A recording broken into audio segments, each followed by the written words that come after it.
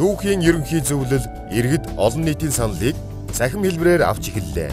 Та шүүхийн шинжилгэлд өгөх саналаа дараах хаягаар ирүүлнэ. Шүүхийн ерөнхий зөвлөл. Шүүхийн ил тод байдал. Олон нийтийг мэдээлэлээр хангах ажлын чиглэлийг шүүхийн захиргааны тухай хуулиар шинээр тодорхойллоо. Иргэн та шүүхийн шийдвэр тогтоолтоо танилцах хэрэгтэй. Иргэн та шүүхийн үйл ажиллагааны талаар саналаа бичгээр болон цахим хэлбэрээр өгч болно.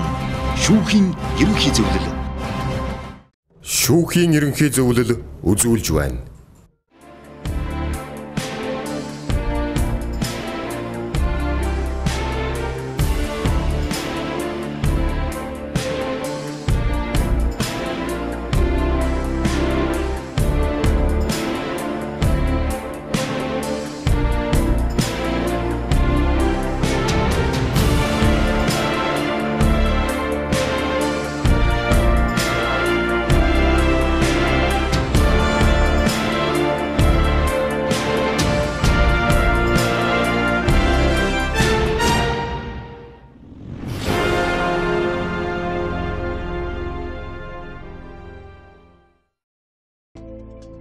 Шүүхэд хандна гэдэг нь шударга ёсонд хандаж байгаатай адил.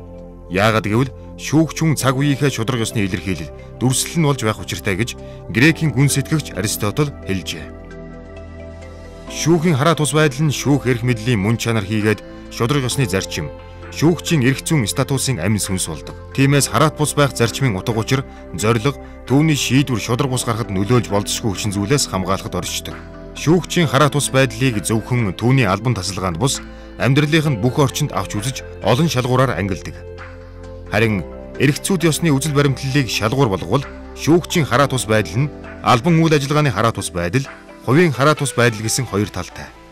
Тэгэхээр шүүгчийн хараат бус байдал нь шүүгчийнхээ хараат бусаар ажиллах бүх талын нөхцөлийг бүрдүүлэн өгч байгаа төрийн үйл ажиллагаа ба жинхэнэ хараат бус ажиллаж чадж байгаа шүүгчийн өөрийнх нь үйл ажиллагааны цогц нийлбэр гэж хэлж болно. Цогц нийлбэр зүйлийн нэг нь дутвал шүүгчийн хараат бус байдал хангагдахгүй. Шүүхийн бие даасан байдал нь юуны өмнө хараат бус ажиллаж чадж байгаа шүүгч нарынхаа үйл ажиллагаагаар хангагдана. Шүүхийн бие даасан байдал гэдэг бол нэг талаас Монгол улсын үндсэн хууль, төрийн засаглах эрх мэдлийг хуваарлах зарчмын дагуу хууль тогтоох, гүйцэтгэх эрх мэдлийн нөлөөнөөс шүүхийн байгууллага ямагт ангид оршин тогтнож, шүүхийн эрх мэдлийг бие даан хэрэгжүүлэх боломж нөхцөлийн төрөөс шүүхтээ бүрдүүлж өгөх үйл ажиллагаа юм. Улсын хурлаас шүүхийн шинтгэлийн хүрээнд батлагдсан шүүгчийн эрх зүйн байдлын тухай хуулиар шүүгч хэрэг нэхэмжлэлд хүлээн авсан тохиолдолд тухайн хэргийн талуудад шүүгчид нөлөөлж болохгүй. Хэрв нөлөөлөх үйлдэл гаргавал хуулийн хариуцлага хүлээх болно гэдгийг анхааруулж энэ талаар баримтжуулан хэрэг бүрдэх авсаргадаг шинэ үйл ажиллагаа явуулж эхлэв байна. Шүүгчийн эрх зүйн байдлын тухай хуулийн 3 дугаар зүйлийн 3.1-2-т нөлөөллийн мэдүүлэг гэж хэрэг маргааныг хянан шийдвэрлэх ажиллагааны явцад тухайн хэрэг маргааны шийдвэрлэлтэй холбогдуулан шүүгч шүүх бүрэлдэхүүнд аливаа этгээдээс нөлөөлөх гэж оролдсон бүх үйлдэлийг тэмдэглэн баталгаажуулсан эргүү, эргэн, захиргааны хэргийн материалд хавсрагдах бичиг баримтыг хэлнэ. Шүүхийн багц хуулийн хүрээнд шүүхийн эрх зүйн байдлын тухай хууль батлагдсан. Энэ хуульд бол анх удаага шүүгч нөлөөлийн мэдүүлэг хөтэлдэг ийм зохицуулт бий болсон. Энэ зохицуултын гол зорилго бол шүүгчид гаднаас нөлөөлөх, зөвхөн гадна их бод шүүхийн дотроос бас нөлөөлөх ийм тохиолдолд тэр нөлөөллийг одоо заавал мэдэгддэг. Мэдгдсэний дагуу хууль заасны дагуу тодорхой арга хэмжээ авдаг. Нөлөөлөх орлого хийсэн этгээдэд хариуцлага хүлээлгдэг ийм зохицуулттай болсон. За эрүү эргэн захиргааны хэрэг хянан шийдвэрлэх ажиллагааны явцад аливаа этгээдээс шүүгч шүүх бүрэлдэхүүнд нөлөөлөхийг оролцсон үйлдэлийг баталгаажуулсан баримтыг одоо нөлөөлийн мэдүүлэг гэж хэлж байгаа. За шүүгчийн эрх зүйн байдлын тухай хууль заасан энэ нөлөөлийн мэдүүлэг бичих энэ заалт нь за шүүгчийн хараат бус байдал, шүүхийн бие даасан байдалд халтгаас урьдчилан сэргийлж байгаагаараа одоо маш том ач холбогдолтой болсон. За энэ арга хэмжээг шүүхийн ерөнхий зөвлөл гардан зохион байгуулж нөлөөлийн мэдүүлэг гаргах журам завруудыг балж гаргасан. Холбогдох маягтуудыг бас бэлтгээ батлаад өгсөн байгаа. За ийм нөлөөлөх ийм орлого гарсан тохиолдолд шүүгч энэ нөлөөлийн мэдүүлгээ бөглөөж шүүхийн ерөнхий зөвлөлд ирүүлдэг. За үүнийхэн дагуу одоо шүүхийн ерөнхий зөвлөл дээр нөлөөлийн мэдүүлэгтэй холбоотой асуудлыг хариуцсан тусгай ажилтан байна. Тэрнийхэн дагуу нөлөөлийн мэдүүлгийг аваад холбогдох нотлог баримтыг бүрдүүлээд цагдаагийн байгууллага болон прокурор одоо шүүхэд шууд хандах ийм одоо хууль зүйн арга барилыг хэрэгжилж байгаа. Нөлөөллийн мэдүүлэг. Хэрэг маргааныг хянан шийдвэрлэхээр хүлээн авсан шүүгч нөлөөллийн мэдүүлэг хөтлөн. Шүүгч нөлөөллийн мэдүүлгийн зорилго, хууль зөрчснөөс үүсэх үр дагаврын талаар хэргийн оролцогчид тайлбарлаж энэ тухай баримтжуулна. Шүүхийн ерөнхий зөвлөл. Тэгээ шүүгч нар хэрэг шийдэхээ өмнө бол заавал тэр тухайн хэрэг дээр нөлөөллийн мэдүүлэг бичдэг болсон. Яг хөө энэ нөлөөллийн мэдүүлгийн зорилго бол шүүгчийн хараат бус байдлыг хамгаалах тийм ээ. Тэгээд хэрвээ одоо шүүгчид ямар нэгэн байдлаар нөлөөлөх юм бол тэрийг одоо олон нийтэд ил болгоод шалгуулад тэгээд тэр нөлөөлж байгаа хүнд хариуцлага тооцох ийм одоо зохицуултыг бол бий болгож өгсөн. За ингээд та хоёр одоо энэ хэрэгт хэмжлэгч хариуцагчаар өөрөө хариуцагчаар та хэмжлэгчээр орж байгаа тохиолдолд эрх үүрэгчин сая тайлбарлаад өгчлөө. Энтэй холбоотой бол нөлөөллийн мэдүүлэг гээд хуульд заасан тусгагдсан зүйлүүдийг бас танилцуулж өгнө. Шүүгчийн эрх зүйн байдлын тухай хуулийн 22 дугаар зүйл заасны дагуу бол нөлөөллийн мэдүүлгийг уг хэрэг дээр мэдүүлдэг байгаа. Нөлөөллийн мэдүүлэг гэдэг нь бол иргэн албан тушаалтан төрийн болон төрийн бус байгууллага хуулийн этгээдийн эрхтэй бол эрхгүй этгээдээс шүүхэн бие даасан шүүгчийн хараат бус байдалд одоо хөндлөнгөөс ямар нэгэн байдлаар нөлөөлөхийг оролдлого гаргасныг л мэдүүлж байгаа тэр хууль ёсны баримтыг хэлж байгаа энэ баримт. Энийг одоо би дэлгэрэнгүй танилцуулаад өгье. Тэгээд шүүгчид ямар нэгэн байдлаар нөлөөлнө гэдэг нь болохоор тухайн хоёрын хэргийг шийдэж байгаа шүүгчид гадны ямар нэгэн нөлөөлөл занал хийлж байд юм уу те авилгал хийл авахул өгөх төрийн болон одоо өндөр албан тушаалтнаар яриулах ч байд юм уу ингээ ойлгоход бол тэгж тийм байдлаар нөлөөлөхийг хоригдж байгаа. Тэгээд энэ нөлөөсөн тохиолдолд бол хууль заасан тодорхой хариуцлагуудыг хүлээх байгаа. Энэ бол иргэнийг бол 1 сарын хөдөлмөрийн усны доод хэмжээг 10 дахин нэмэгдүүлсэн дэд хэмжээгээр торгох төрийн байгууллагын албан тушаалтныг эрх бүхий байгууллага албан тушаалтан албан тушаалаас нь чөлөөлөх буюу огцруулах арга хэмжээ гэд өөр зөндөө хууль заасан хариуцлагуудыг хүлээлгэхээр заасан байгаа. Тэгээд энэ маягтай танилцаад хоёр гарын үсгээ зурна.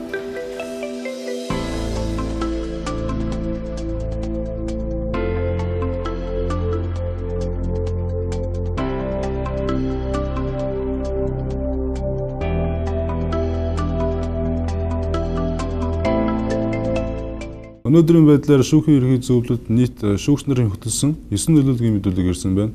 Үүнээс шүүхийн ерхий зөвлөлд 5 нөлөөллийн мэдүүлэгт холбогдох ажиллагааг хийгээд шүүгчийн хараат бус байдал нөлөөсөн гэж үзээд холбогдох эрх бүхий байгууллага шилжүүлсэн.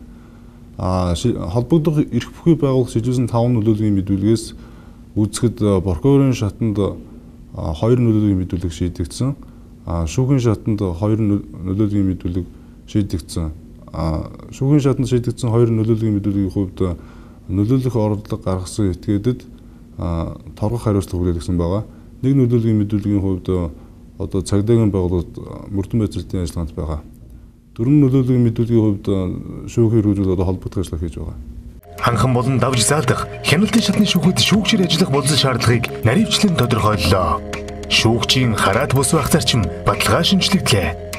Шүүгч нөлөөллийн мэдүүлэг хөдөлдөг боллоо. Шүүгчийн хариуцлагыг тодорхойллоо. Нөлөөлөхийг оролцсон этгээдийн үйлдэл нь шүүгчийн хараат бус, шүүхийн бие даасан байдалд халдсан гэж үзвэл түүнийг шалгуулахаар шүүхийн ерөнхий зөвлөл холбогдох эрх бүхий байгууллагад хандаж шийдвэрлүүлэх журамтай. Хэрвээ шүүгчид нөлөөлөхийг оролцсон үйлдэл нь тогтоогдвол иргэн, албан тушаалтан, төрийн болон төрийн бус байгууллага бусад этгээдэд хуулийн дагуу хариуцлага хүлээлгэнэ. Шүүгчтэй тодорхой хэргийн талаар зүгээр ярилцсан гэж байдгүй байхгүй. Тийм байдгүй. Тэгэхээр тэр бол цаана зоригтой. Тийм л байдаг.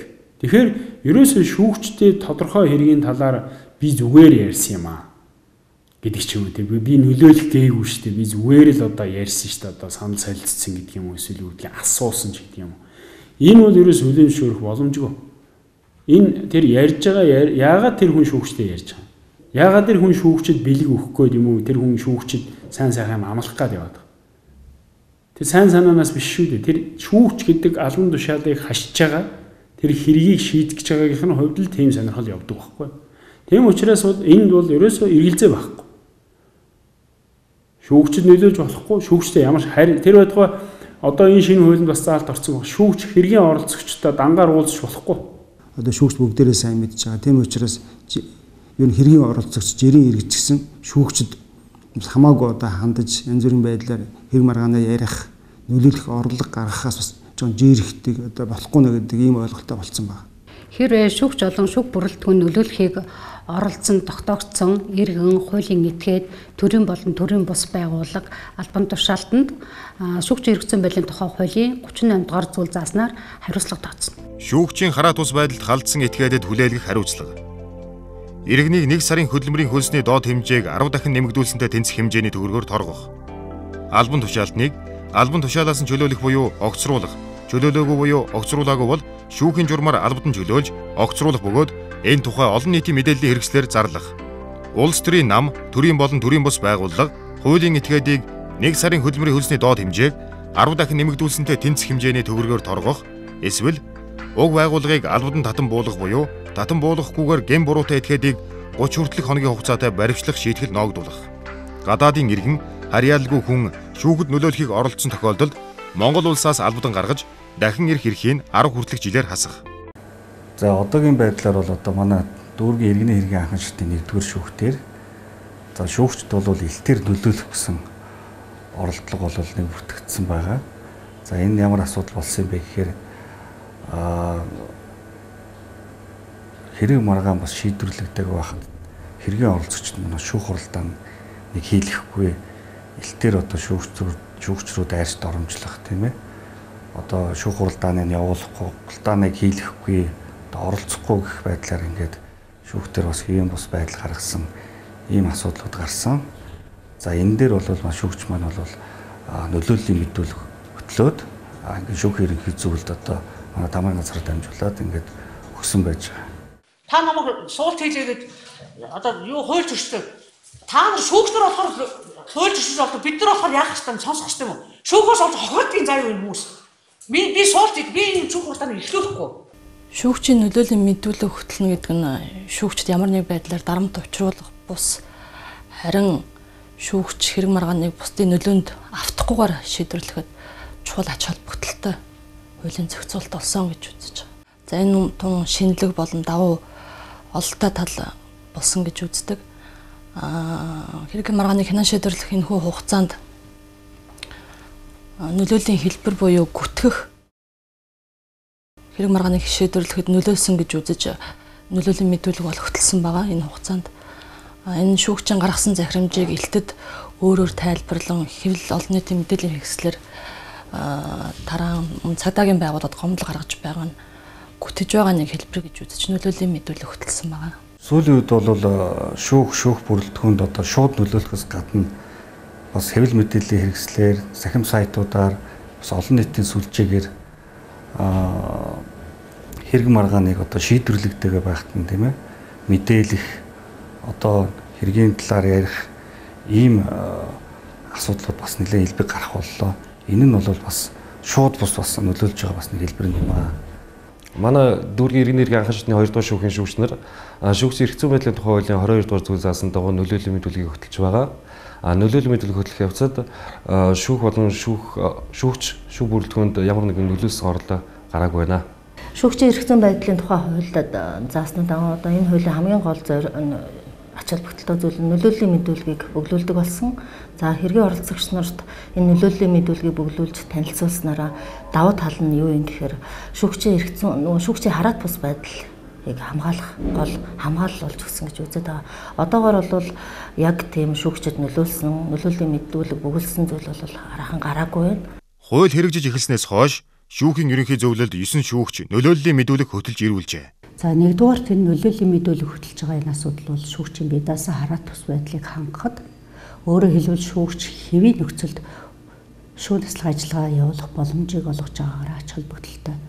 Эндээс аваад үзвэл энэ нөлөөллийн мэдүүлэг бол шүүгчийг хараат тусаар ажиллах хамгаалтын нэг арга хэрэгсэл гэж үзэж байна. Нөгөө талаар энэ шүүхт ирж байгаа хэргийн талууд оролцогчид түүний хөндлөнгийн ямар нэгэн хүмүүс шүүгчид нөлөөлөх гэсэн ордлого гарах юм бол түүнд хариуцлага хүлээлгэж байгаа хариуцлагын хэлбэр юм. Ийм учраас ямар нөхцөл шүүгч нөлөөллийн мэдүүлэг бичвэ гэхээр үнэхээр энэ хэргийг хянан шийдвэрлэх ажиллагаа явуулахад хүндрэлтэй байгаа. Түүний нэр төр ажил хэргийн нэр хүндэд одоо гутаанд оромжилж байгаа. Шүүхийн шийдвэрийг урьдчилсан байдлаар одоо шийдвэр гаргах хэмжээнд хүртэл олон нийтэд одоо мэдээллийг цацаж сэтгэл зүйн дарамт үзүүлж байгаа. шүүн таслах ажиллагааг хэвээ явуулах боломжгүй байгаа гэх зэрэг нөхцлөөр нөлөөллийн мэдүүлэг хөтлөж байна. Нэгдүгээрт бол тухайн шүүгчийн тухайд бол одоо бусад хүмүүст ч гэсэн одоо ингээ хэрвээ таниулдаг хэрвээ ингээд ярих юм бол ямар нэгэн байдлаар энэ хэргийн талаар асуух юм бол энэ нөлөөллийн мэдээлэл бичүүлэх үндэслэл болно гэдгийг бол шүүгч өөрөө хэлж байгаа. Дээрээс нь иргэд ч гэсэн энэ талаар ойлголттой болчоор бас шүүгч рүү ярьдгүй тийм ээ асуудгүй одоо энэ хэргийг яаж шийдэх яах юм ингэж асуух энэ одоо тэр процесс энэ одоо үйл ажиллагаа алга болж байгаа. Энэ нөлөөллийн мэдүүлэгт холбоотой асуудлаар өөртөө хэргийн талаар ярьсан бүх хүн жишээлбэл албан тушаалтнуудыг бол тэр чигээр нь бичиж явах ёстой шүү. Одоо нөлөөллийн мэдүүлгээ бүх шүүгч нар одоо бичиж тэрийг одоо ерөнхий зөвлөлтөд өгж явах энэ шаардлага өнөөдөр үүссэн. Энэ маань өөрөлдөн шүүхийг одоо шүүхийн шинжилгэлийн одоо гол цөмийн нэг юм шүү гэдгийг хэлмээр байна. Шүүгч нөлөөллийн мэдүүлэг хөтлөж байгаа асуудал хуулийн заасан шаардлага боловч нөгөө талаар нэлийн шүүгчийн эр зөргийн одоо асуудал гэж хэлж болохоор байгаа юм. Яагаад гэвэл нөлөөллийн мэдүүлгийн дараа ямар нэгэн үр дагавар гарахыг үгүйсэхгүй. Ийм учраас энэ нөлөөллийн мэдүүлгээс үүдсэн энэ шүүгчийн хараат ус байдлыг хамгаалах энэ хамгаалалтын асуудал маань өнөөдөр ямар байна вэ гэдгийг бид бас анхаарч улам одоо боловсронгуй болох зайлшгүй шаардлага тулгарч байгаа гэж харж байна. Нэг талаас нь нөлөөллийн мэдүүлэг бичдэг, нөгөө талдаа шүүгчийн ёс зүйд өндөр шаардлага тавиад ирэхээр шүүгчийн хараат ус байдал хангагдах ийм эрхцэн орчин үндсэндээ бүрдэж байгаамаа. Энэ байдал одоо сүүлийн одоо 1 жилийн хугацаанд бол тодорхой үр дүнгээ өгж байна. Шүүгч гэсэн өөрсдөө ёс зүйн нэлээд цаг хандлагатай болж ёс зүйн зөрчил гарсан тохиолдолд иргэдийн зүгээс маш их өргөл гомдол одоо ёс зүйн оронд эрүүлдэг болсон. Нөгөө талаас нөлөөлөх гэсэн ийм тохиолдолд нөлөөллийн мэдүүлэг өгдөг ийм жишг хандлага одоо тогтлоо. Шүүхээр хэрэг маргаанаа шийдвэрлэх гэж буй хэн боловч шүүгчийн хараат ус байдалд хөндлөнгөөс нөлөөлж халдахыг оролдвол хуулийн хариуцлага хүлээлгдэг болсон эрх зүйн шинтгэлийн цаг үед та бид амьдарч байна. Шүүхийн бие даасан шүүгчийн хараат ус байдалд хүндэтгэлтэй хандах нь шудраг усыг хамгаалахад оруулж буй та бидний хувь нэмэр юм гэдгийг хэлж та өнөөдрийн нэвтрүүлгээс хүл авч үзсэн байна. Дараагийн нэвтрүүлгээр дахин уулзлаа. Баяртай.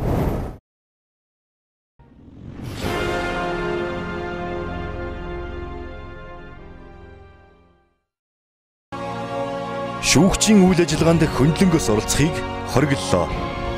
Ерөнхийлөгч, улсын их хурлын дарга, ерөнхий сайд, улсын их хурлын гишүүн, төрийн болон нутгийн өөрөө удирдах байгууллага, төрийн бус байгууллага, бусад аливаа байгууллага, албан тушаалтан, иргэн хэн боловч шүүгчээс шүүн таслах үүргээ хэрэгжүүлэхэд хөндлөнгөөс оролцох нөлөөлөхийг хориглоно. Үүнийг зөрчвөл хуулийн хариуцлага хүлээлгэнэ. Шүүхийн ерөнхий зөвлөл. Ханхан болон давж заалдах хяналтын шатны шүүхэд шүүгчээр ажиллах болзол шаардлагыг наривчлан тодорхойллоо. Шүүгчийн хараат бус байх зарчим баталгаа шинжлэгдлээ. Шүүгч нөлөөллийн мэдүүлэг хөдөлдөг боллоо. Шүүгчийн хариуцлагыг тодорхойллоо. Шүүгчийн эрх зүйн байдлын тухай хуулиар шүүгчийн хараат ус байдалд халдсан этгээд хүлээлгэх хариуцлагыг тодорхойллоо. Шүүгчийн хэрэг хянан шийдвэрлэх ажиллагаа явуулахад аливаа хэлбэрээр нөлөөлөг халдахыг оролцсон иргэн, албан тушаалтан, төрийн болон төрийн бус байгууллага, хуулийн этгээдийн эрхтэй болон эрхгүй этгээдэд хариуцлага хүлээлгэнэ. Шүүхийн ерөнхий зөвлөл иргэд олон нийтийн саналыг цахим хэлбэрээр авч эхэллээ. Та шүүхийн шинтгэлд өгөх саналаа дараах хаягаар ирүүлнэ. Шүүхийн ерөнхий зөвлөл. Шүүхийн ерөнхий зөвлөл үзүүлж байна. Сайн байна уу? Танд юугаар туслах вэ? Сайн байна уу? Энэ шүүх шинжлэгдэж байна гэдэг бол. Тийм ээ. Шүүхийн захиргааны тухай хууль шинээр батлагдсан. Иргэд олон нийтийн саналыг цахимаар болон бичгээр авч шийдвэрлэж байгаа. Үүн саналаа гэж болох уу? Болно. Иргэн та саналаа цахим хаягаар болон харьяа шүүхийн байранд очиж шүүхийг шинтгэх таны санал хайрцагт бичгээр гаргаж болно.